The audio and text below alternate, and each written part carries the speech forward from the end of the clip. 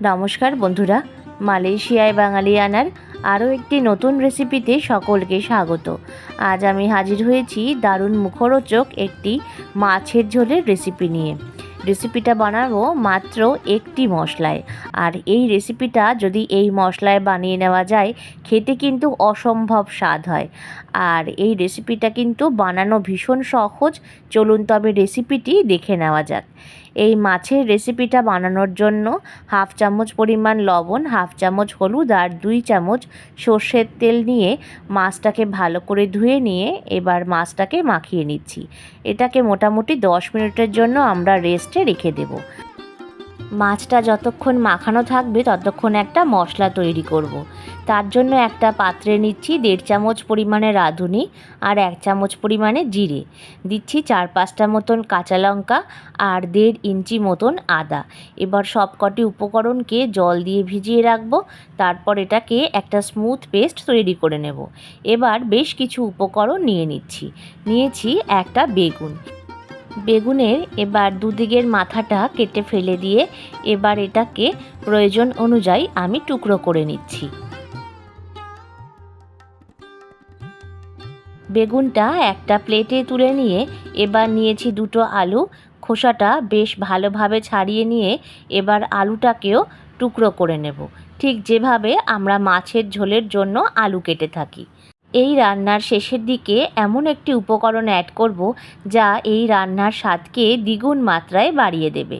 এবার বেগুন আর আলুটা ভালো করে ধুয়ে নিয়ে সামান্য পরিমাণ লবণ আর হাফ চামচেরও কম সামান্য পরিমাণ হলুদ দিয়ে বেগুন আর আলুটাকে বেশ ভালোভাবে ম্যারিনেট করে রেখে দেব। নুন আর হলুদ দিয়ে বেগুন এবং আলু মাখানো থাকলে ভাজার সময় কিন্তু তেলের পরিমাণটা বেশ অনেকটাই কম লাগে। আমার আগের একটি পাবদা মাছের রেসিপিতে রতন মণ্ডল নামে এক ব্যক্তি কমেন্টস করে জানতে চেয়েছিলেন মালয়েশিয়াতে পাবদা মাছের দাম কত। এখানে পাবদা মাছের দাম প্রায় 30 রিঙ্গিট, তাই ভারতীয় টাকায় যার মূল্য প্রায় 700 টাকা মতন। এবং রেসিপিটি দেখার জন্য তাকেও অসংখ্য ধন্যবাদ জানাই। এখানে একটি টমেটো কেটে নিলাম, তারপর কড়াইতে সর্ষের তেল ভালো করে গরম করে মাছগুলোকে একে একে ছেড়ে দিচ্ছি। পাবদা মাছ ভাজার সময় কিন্তু তেলের পরিমাণটা কম দেবেন, কারণ পাবদা মাছ থেকে বেশ অনেকটা পরিমাণ তেল রিলিজ হয়। দেখুন এতটা পরিমাণ তেল কিন্তু আমি দেইনি, মাছ ভাজার সময় মাছের থেকেই এতটা পরিমাণ তেল রিলিজ হয়েছে। এই তেলটা কিন্তু পরে আমরা তুলে রাখবো। এইবার মাছগুলোকে আমরা একে একে উল্টে পাল্টে নিচ্ছি, এবং যেহেতু মাছ অনেকটা পরিমাণ তাই আমি এখানে 3 থেকে 4টে ব্যাচে মাছগুলোকে একে একে ভেজে নিচ্ছি। চাইলে এর থেকে আপনারা একটু কম কড়া করেও মাছটা ভেজে নিতে পারেন। সেকেন্ড ব্যাচের মাছটাও এভাবে ভাজা হয়ে গেছে, তাই আরও একবার উল্টে পাল্টে নিলাম। এবার এই মাছটাকেও আমরা একে একে তুলে নেব। মাছটা তুলে নেওয়া হয়ে গেলে যেই তেল থাকবে তার মধ্যে দিয়ে দিচ্ছি বেশ কিছুটা পরিমাণ বড়িগুলোকে বেশ একটু লালচে করে ভেজে নিতে হবে। গ্যাসের ফ্লেমটাকে মিডিয়ামে রেখে বড়িগুলোকে বেশ ভালোভাবে ভেজে নেবেন। বড়িগুলো ভাজা হয়ে গেছে, এবার একে একে তুলে নিচ্ছি। বড়ি তুলে নেওয়া হয়ে গেলে এবার দিচ্ছি মেখে রাখা বেগুনগুলো সবকটা দিয়ে মিডিয়াম করে নিয়ে গ্যাসের ফ্লেমটা বেগুনটাকেও কিন্তু একটু সময় নিয়ে উল্টে পাল্টে ভেজে নিতে হবে।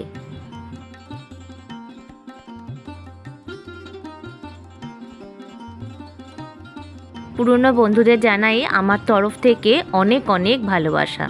দেখুন বেগুনটাও ভাজা হয়ে গেছে, এবার বেগুনগুলোকে তুলে নিচ্ছি। তারপর যে আলুটাকে মাখিয়ে রেখে দিয়েছিলাম সেই আলুটাকে এবার একে একে দিয়ে দিলাম। আলুটাকেও বেশ সময় নিয়ে উল্টে পাল্টে আমাদের ভেজে নিতে হবে।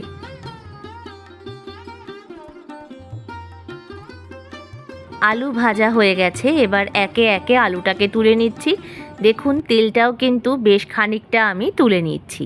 এবার আলু ভাজা হয়ে গেলে সেই তেলে ফোড়ন দিচ্ছি সামান্য পরিমাণ রাঁধুনি। এবার সবার প্রথম দিয়ে দেব টমেটো কুচিটা। টমেটো তেলের মধ্যে দিয়ে এবার টমেটোটাকে বেশ ভালোভাবে নাড়াচাড়া করে নিতে হবে।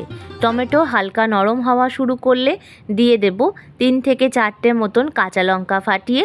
তারপর টমেটোটা একটু নরম হয়ে আসা অবধি আমাদের অপেক্ষা করতে হবে। টমেটো নরম হওয়া শুরু করলে যেই মশলাটা আমরা ভিজিয়ে রেখেছিলাম সেটা পেস্ট করে এবার দিয়ে দিচ্ছি। এবার এই মশলাটাকে তেলের মধ্যে দিয়ে বেশ ভালোভাবে কষিয়ে নেব এবং তার সাথে দেব 1/2 চামচ পরিমাণে হলুদ আর 1/2 চামচ পরিমাণে লবণ। দেব সামান্য পরিমাণ কাশ্মীরি লাল লঙ্কার গুঁড়ো, যাতে রঙটা সুন্দর আসে। চাইলে আপনারা স্কিপও করতে পারেন। এবার এই সবকটি উপকরণকে বেশ ভালোভাবে নাড়িয়ে চাড়িয়ে তেল ছাড়া অবধি আমাদের অপেক্ষা করতে হবে। দেখুন 3 থেকে 4 মিনিট বাদে বেশ কিছুটা পরিমাণ তেল কিন্তু রিলিজ হওয়া শুরু করে দিয়েছে। তাই তেলটা যখন ছাড়তে শুরু করবে তখন আগের থেকে ভেজে রাখা আলুগুলোকে এবার দিয়ে দিচ্ছি। আলু দেওয়া হয়ে গেলে আলুর সাথে এই মশলাটাকে বেশ ভালোভাবে নাড়িয়ে চাড়িয়ে মিলিয়ে মিশিয়ে নেব এবং আলুর সাথে কিন্তু বেশ ভালোভাবে কষিয়ে নিতে হবে, যাতে মশলাটা তলায় না ধরে যায়। তাই মিক্সির পাত্র ধুয়ে সামান্য পরিমাণ জল দিলাম এবং আরও কিছুক্ষণের জন্য আলুর সাথে মশলাটাকে বেশ ভালোভাবে কষিয়ে নেব এবং তেল ছেড়ে আসলে যতটা পরিমাণ আপনারা গ্রেভি রাখতে চান সেই অনুপাতে জল দেবেন। এখানে জলের পরিমাণটা একটু বেশি দিতে হবে, কেননা বড়ি, আলু, বেগুনে কিন্তু এই ঝোলটা অনেকটা পরিমাণেই শুকিয়ে যায়। একটা ঢাকনা দিয়ে ঢেকে দেব 3 থেকে 4 মিনিটের জন্য।